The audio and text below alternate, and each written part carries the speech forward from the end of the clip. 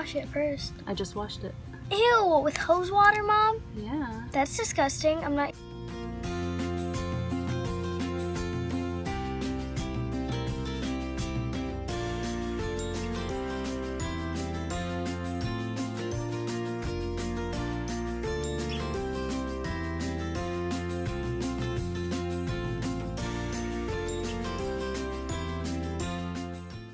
Hey guys, and welcome back to my channel. I'm Cora, and today we're going to be making these awesome portable planter boxes. So we're going to get started with some lumber. I picked up these tongue and groove boards at Home Depot. This purple color meant that they were in the clearance section on sale. And then I picked up one of these. It's kind of like a 4x4 sort of, but it's kind of decorative for landscaping. But anyways, I went ahead and I drew my marks on both sides so that way when we cut, we know that we are cutting through both sides evenly. So we cut through the first side, and then we flipped it over, and then we cut through the other side because these boards were so thick.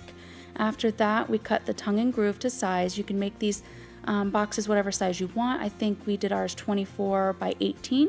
And so once I cut the first board, I used those same boards to measure all of the rest to make sure that they were all the same size. And then you do want to check your measurements, measure again, and then cut. I used my straight edge to make sure that I got my nice and straight lines, and then we cut. We found that using the jigsaw wasn't as great for these tongue and groove boards. For some reason, I think the tongue and the groove part was making the jig get caught, and so we ended up using the skill saw, which worked like butter.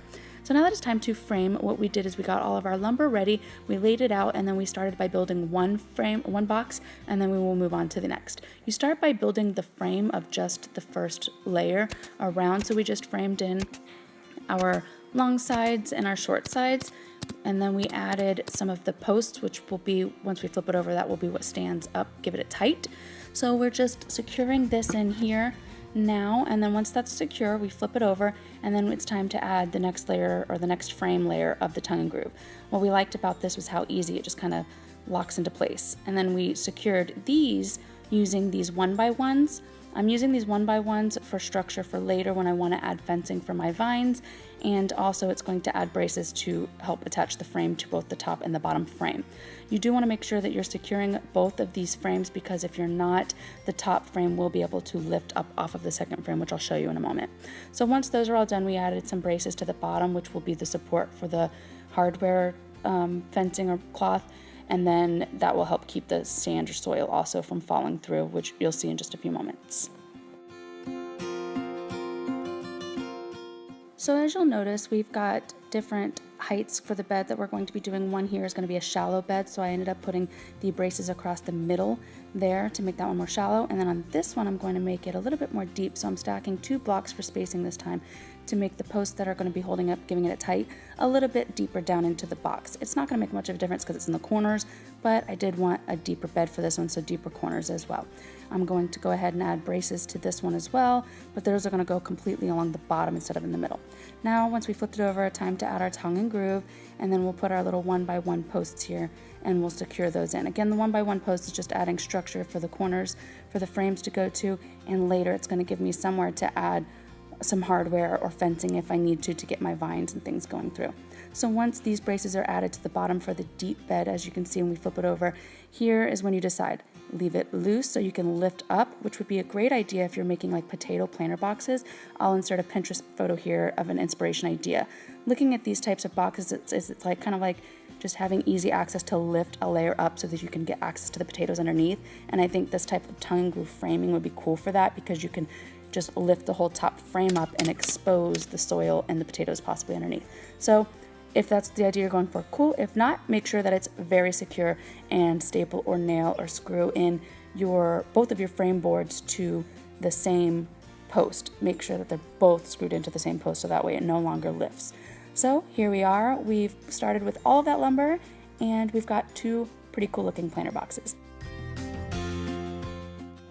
So now that we've got the basic structure of our boxes made, it is time to actually start assembling the part that's going to keep the soil and the plants in. So I've got my shallow bed, which is going to be for my foliage that will grow upwards, and then my deep beds for stuff that needs roots and space to go in. So here I've got some hardware cloth that is 1/4 inch gauge, which is really small, so that way it can keep the soil from falling through. And then I've got the weed blocker, which will also help with keeping the soil and the plants from falling through, as well as adding some sort of drainage for water so that it doesn't get flooded and kill the plants, which can cause mildewing and other things. So luckily this stuff cuts pretty easily. I used just some like hard course scissors, or you know what I mean, industrial type scissors, cut through that, and I made it just a couple of inches bigger on the whole perimeter on each side, so that way once I cut these little corners out, I'm going to cut the little square corners out, then you can just take it and push it down in, and then those sides will nicely kind of fold up for you without causing wrinkling or making it more difficult. Once all the 4 corners were cut, you fold just your sides up a little bit to allow you to push the fencing or the cloth down to your braces, because you do want it to be down there and flush and making contact with that, because again, that is helping hold up and support the weight of the soil and the plants. Once that's in place, I just stapled it all the way around, a 360 staple, and I even did a couple of staples down into the posts just to give it extra security, whatever, you know? And now once that's in place, it's time to take the weed blocker and do the same thing. You're going to want to cut that out just a couple of inches wider on each side along the perimeter so that it fits in, and you can also staple the sides just the same as you did the hardware cloth or hardware fencing. So I doubled this over and did 2 layers and placed it inside, and then I stapled it on all sides as well. And then you're going to repeat and do the same thing to the other box. This one's a little bit deeper, so you're going to make your sides a little bit longer on each side so that when they go down, it gives it extra strength as well. And it will also help to protect the wood on the outside from the soil and the moisture that's going to constantly be sitting in it. Now before adding any of the hardware cloth and the weed blocker, it's up to you if you want to paint or stain or do whatever to this. You could also add wheels to the bottom of the post to make these not only just portable, but easy to move around in case you have different shades or sunlight at your home. Like for instance, I live in Florida, so it's actually really, really hot all the time, the sun beaming, but it could also be raining in the backyard and sun shining in the front yard. So sometimes it can be so hot that the soil just dries out completely and it's just not keeping them moist, so I might need to move them to shadier areas, you know, just depending on what type of plants you put in your planters. Some things like lettuce and such don't like to have as much direct heat on them, so you could even use these little 1x1 posts on the sides to use or make like a little tent or a cover using a cloth during certain seasons if you need to, if it's too hot, or certain times of the day when the sun is peaking. Once you've got your plants into place, I just added a couple of little labels to see what's going on. So here I've got my jalapenos, my cucumbers, my serrano peppers, green bell peppers, and poblano peppers. So this is kind of like my peppers and cucumbers box. And then my other box, I put my grapes, my strawberries, and I've got some seedlings started for my kale. I do want to add another strawberry vine, so I'm going to add that in here, and then I'll get my fence going so those can start to grow up. I've got my tomatoes going, and then in the little boxes below the planters I've got different lettuces, and I have those under the boxes so that it provides a little bit of shade like I was mentioning before.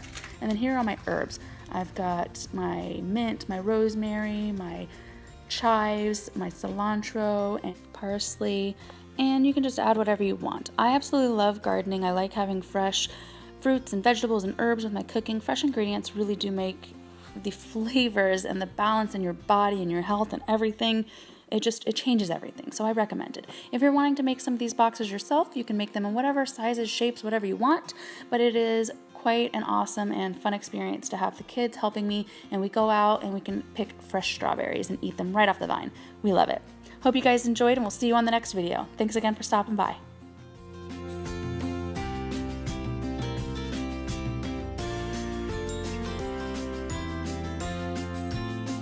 I have to wash it first. I just washed it. Ew, with hose water, Mom? Yeah. That's disgusting. I'm not